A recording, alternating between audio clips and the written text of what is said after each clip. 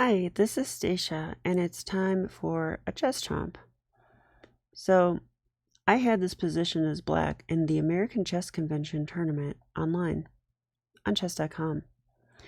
And it was from here that I had a nice advantage against an expert. And if I find a couple good moves, I'll take my first expert scalp. So, in this position, I think it's important to find the best move. Go ahead and pause your video if you want, see if you can find it. Okay, so what I learned here is that my idea wasn't quite good enough. I played bishop takes knight, and after rook takes, I went for this check. He went king h1, I went knight takes, wrecking the white structure. Now the pawns are messed up. And then I went rook d6 from here. Now, what I could have done that was better than that is not be so quick to take this knight.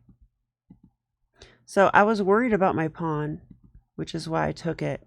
But let's find another way to prevent knight takes b7. Rook a to c8. Now this is a good move because it pins the knight.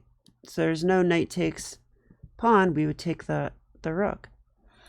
Also, I think what I missed during the game is I saw rook a to c8, but I thought he would go here and be doubled on the file.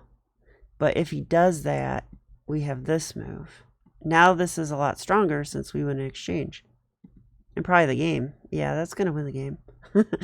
All right, so therefore rook a c8 is the best move because white cannot go rook c1, which he really wants to do. Instead, he has to go b4. Now this defends everything. It defends the knight. But the inclusion of these tempos really assists black. So I brought another rook into the game, and he had to move his pawn. This pin is maintained, which means the knight is immobile.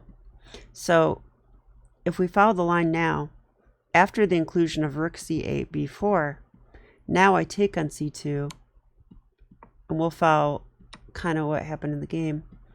Now after all this, I have this nice move f5, and this is going to solidify my pawns on the king side where I have a majority.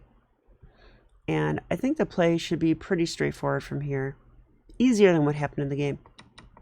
So the difference between this line and my line, okay, sorry, here, bishop takes, so we, instead of including these two moves, we included this, takes. So now the difference is that after this, which looks good, I don't have f5 anymore. In fact, it's kind of annoying because the rook can come and attack here. And even if let's say I try to get f5 in, like I prepare it with g6, this isn't going to work either. Rook e1, my pawn's attacked. He's going to take it with check. And if I go f5 now, f3, this is pinned. And it's not losing or anything, but this is a lot different than the other variation where white didn't really have play like this, and I had a rook in the center. So that's the first part. Now, I have another question for you. Okay, after this, okay, this all happened in the game. I took, so I was very pleased with the white pawn structure. Okay, I played rook d6. Now, what do you think of that move? I, during the game, did not know what to do here. I recall that. And I spent a lot of time and came up with rook d6. Rook d6, however, is not the best move. So if you'd like to pause your video and find the best move, go ahead and do so now. Okay, so the computer gives two best moves.